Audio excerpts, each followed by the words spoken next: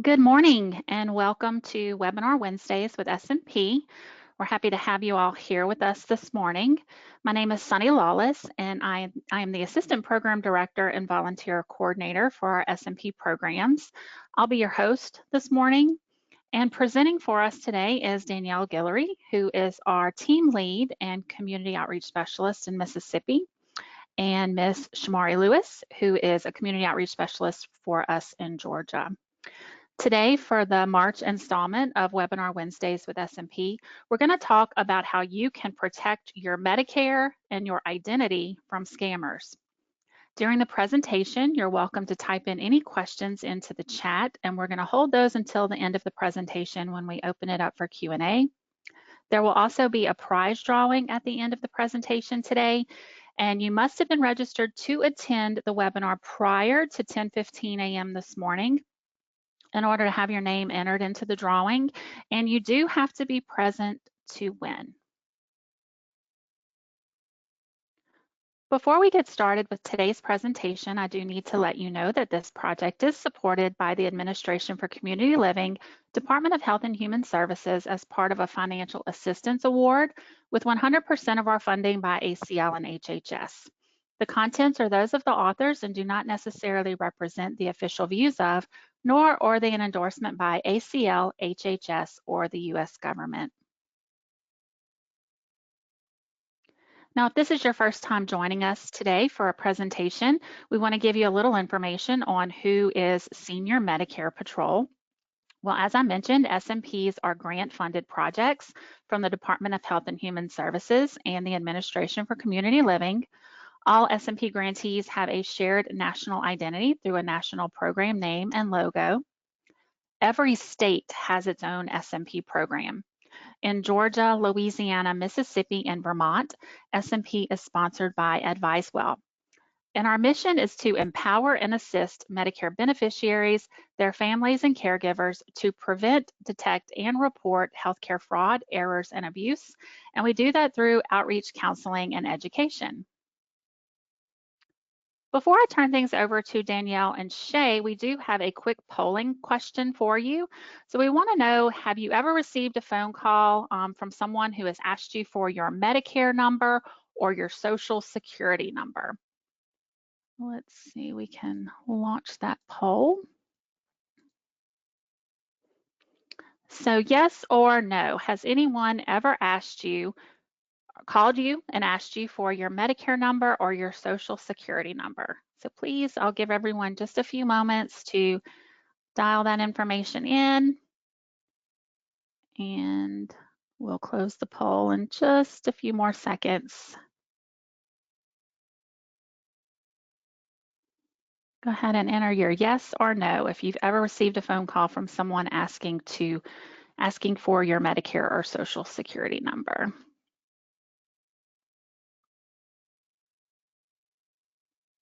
Okay, I'm going to go ahead and close the poll and share the results. So it looks like about 70% of you are saying no, you've never received these phone calls. And I'm a little surprised at that high number because we do, the majority of the calls that we get to our toll-free hotline number involve scam phone calls where folks are asking for Medicare numbers and Social Security numbers. So that is a little surprising to me. Let's see. So I'm going to go ahead and turn things over to Danielle, and she's going to talk about the fraud and scams that can occur as a result of some of these phone calls. Danielle? Good morning, everyone. So let's talk about calls from scammers. A lot of Medicare recipients have reported, as Sunny was saying, receiving calls from scammers who claim to represent Medicare, Social Security, or a Medicare Advantage plan insurance company. We receive so many reports of these types of calls on our toll-free hotline number and during our education outreach. The caller may claim that there's a new Medicare, Social Security, or Medicare Advantage plan benefits that are being rolled out. And some callers state that Medicare is sending out a new plastic card and they need the beneficiary's information to send out their new cards. Next, please. The scam artists may even have limited information about the beneficiary, such as their name, their address, sometimes even their date of birth, and the caller may be extremely aggressive. They may call multiple times. They may threaten the beneficiary with a loss of benefits. They may even promise that they can improve the benefits that a beneficiary is receiving or decrease the cost of their insurance. Remember, they will say anything to obtain your personal information. Next, please. So on the previous slide, we were mentioning that scammers sometimes already have limited information, such as your name, your address, and your date of birth. How do they get so much information about us? Let's take a minute to look at the methods scammers may use to steal your information. So hacking and data breaches. Data breaches are something that we keep hearing more and more about. These are malicious hackers that can target an organization that stores large amounts of personal data, such as banks, email providers, online retailers, healthcare providers, etc. Once your personal data has been leaked into a data breach, they can be sold on the dark web. Scammers might also get your information through government records. Personal data like criminal records, property owner information, and other public records are freely available. Anyone can legally gather this information on you and sell it to others, including scammers. That is 100% legal. Next slide. Another way that scammers learn so much about us is from us. We give away reams of personal data if we participate in surveys, contests, or fill out product warranty cards on paper or online. All of this data can be sold to others legally or as part of a scam. Selling survey data is big business, and marketing firms and even criminals can learn a lot about us. We share so many personal updates on Facebook. Scammers turn to the social media posts to learn more about those they've targeted. What about those birthday wishes everybody sends us? That tells a scammer what our birth date is right there. If you discard or recycle sensitive documents like bank statements or utility bills without shredding them, beware. Fraudsters can raid your trash to salvage your personal data. You should shred all mail that has your name, address, any account numbers, and/or any other personal data. Next, please. Now that we've covered how scammers know so much about us, let's discuss what can happen if the scammers steal your Medicare information. Here are just a few examples. You can become a victim of medical identity theft. You might be denied medical services or equipment due to a compromised Medicare number. You may have inaccurate information on your medical records, such as false diagnosis or an inaccurate lab result. Medicare may be charged for services or equipment that you neither need or you may never have received. And you may be financially responsible for medical services or equipment that you do not need or that you never receive. Next, please. So what can we do to stop Medicare card scams? First of all, the easiest way to stop the phone calls is not answer them. Don't answer calls from numbers you do not recognize. Don't confirm your Medicare number. Never say yes to questions from people on the phone that you do not personally know. Guard your Medicare card and your number like a credit card. Don't share your card. Don't laminate it. Don't make copies of it. Don't let anybody else make a copy of it. Don't share your Medicare number with anyone who contacts you by telephone, email, or someone knocking on your door. unless you have given them permission in advance. Remember, Medicare will never contact you for your Medicare number or other personal information. And don't ever let anybody borrow or pay you to use your Medicare number.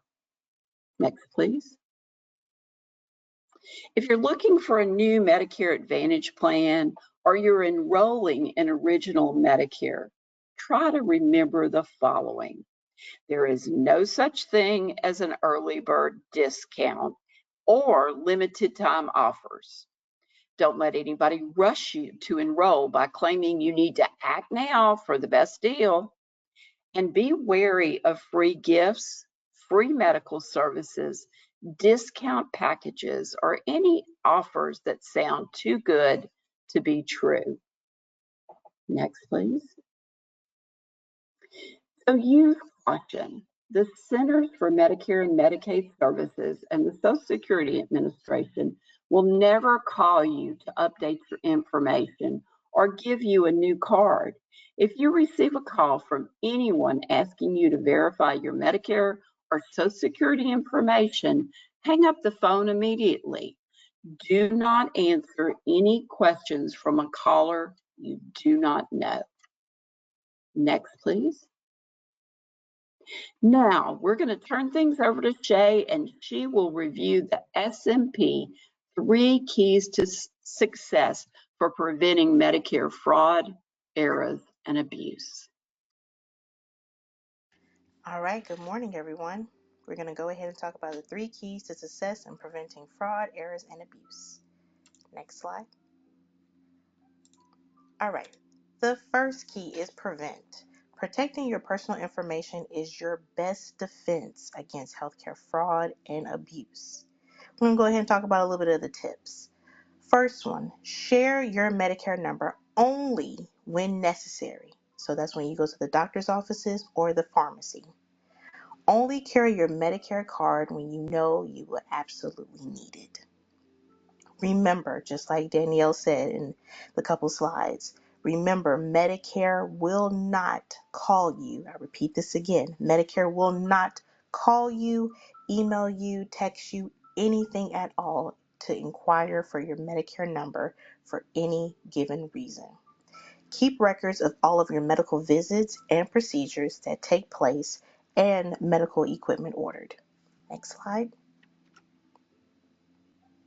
The second key is to detect. Knowing how to spot suspicious activity can help you stop healthcare fraud, errors, and abuse in its tracks. You want to review your Medicare summary notice, your MSN, or your explanation of benefits.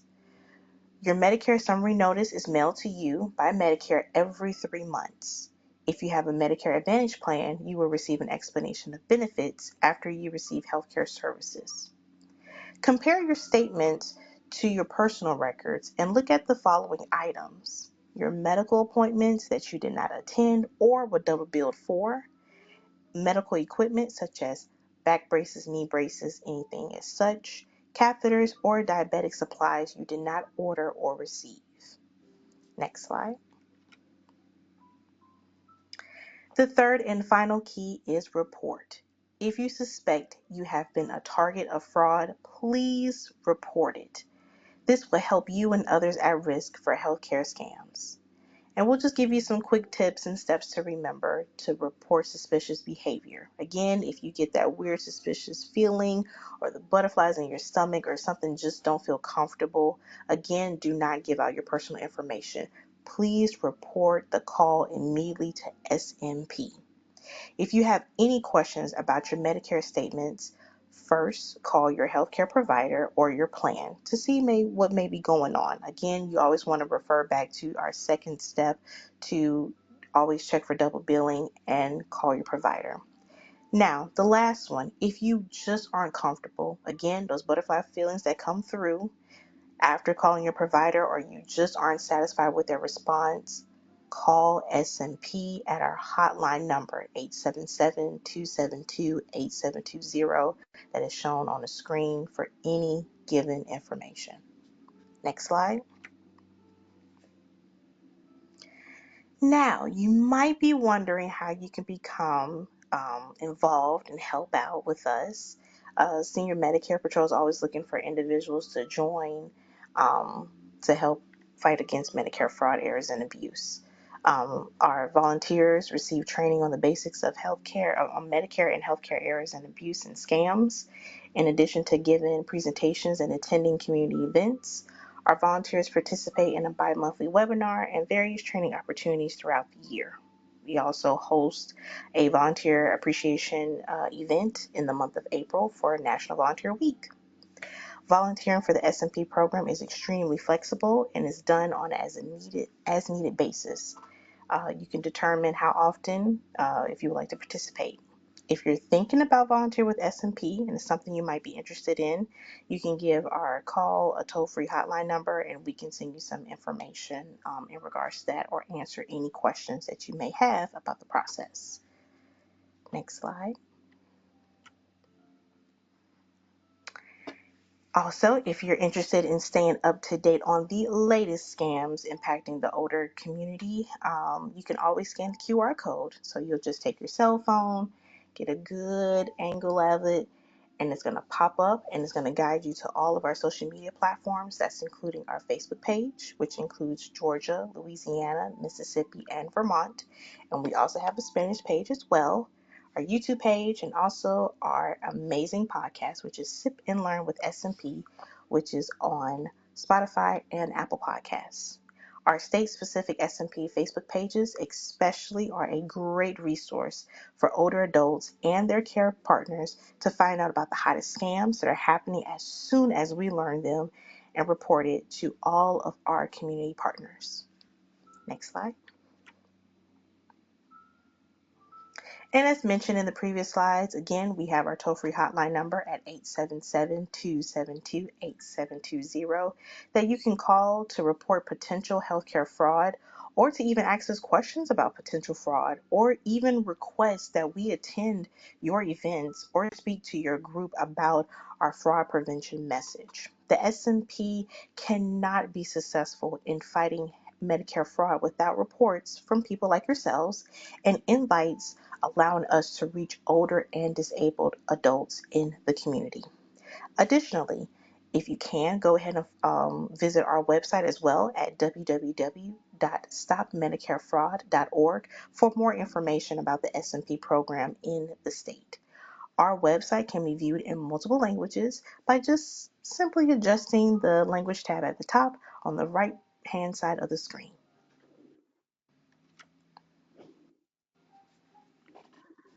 Okay, thank you, Danielle and Shay, for that information.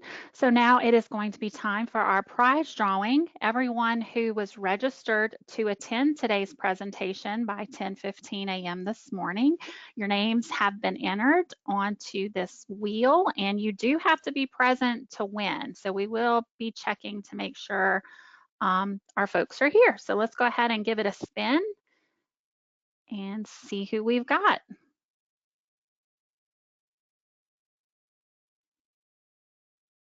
Let's see, it looks like Angela Jones, and it does not appear that she is with us this morning, so we'll try it again.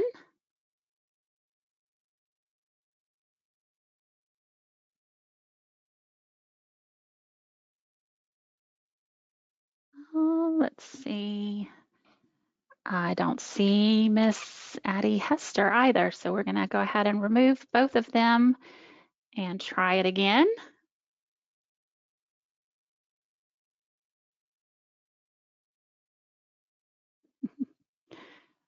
Rita Balterman is also not here with us this morning. I'll give it another spin. We'll try it two more times, and if we don't get a winner, then we'll move on, and I'll finish up the drawing once we conclude the presentation today. Let's see. Hopefully we can get a winner while we're here. Let's see. Okay, Christine Paquette, and she is here. So congratulations, Christine. I'll reach out to you after the webinar today just to make sure we get your information. And you have won a $25 Amazon e-gift card. So we'll make sure that we get that over to you. Let's see. Let's go back to our presentation slide. There we go. All right, everyone. So before we wrap up today's presentations, we did want to open it up to question and answer. So if anyone has a question, please raise your hand and we can unmute your line and you can ask a question if you like. Let's see. It looks like we had a question submitted. I'm not, for some reason it's not. Let's see. I can see it on my end, Sunny, if you want me to read it. Sure, thank you. I can't see it.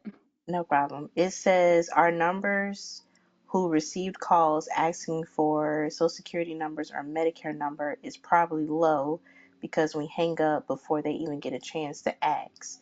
SMP volunteers for their numbers. Okay. All right, that's Miss Susan. Miss Susan, you have your hand raised. I've unmuted your line if you want to add to that. You just have to unmute your phone. Okay, I was just commenting on the percentage of us who've received calls where people ask for our numbers, Mm-hmm. because I tell my audiences that if you get a call like that, just hang up. Don't even listen to their spiel. So it came in 30%, but it would probably be higher, but we're probably hanging up the phone before they get around to asking us for our numbers. Gotcha. I understand. Yes, ma'am. That may be the case too, for sure. I know we always tell folks, it seems like once you answer that phone call, it almost tells them that it's a good working number. And so they're just going to continue to contact that number. But a lot of times, if you don't even answer the phone, then they might remove that number from their call list. That's just something that we thought may be the case as well. But good. That's a good comment. Thank you, Susan.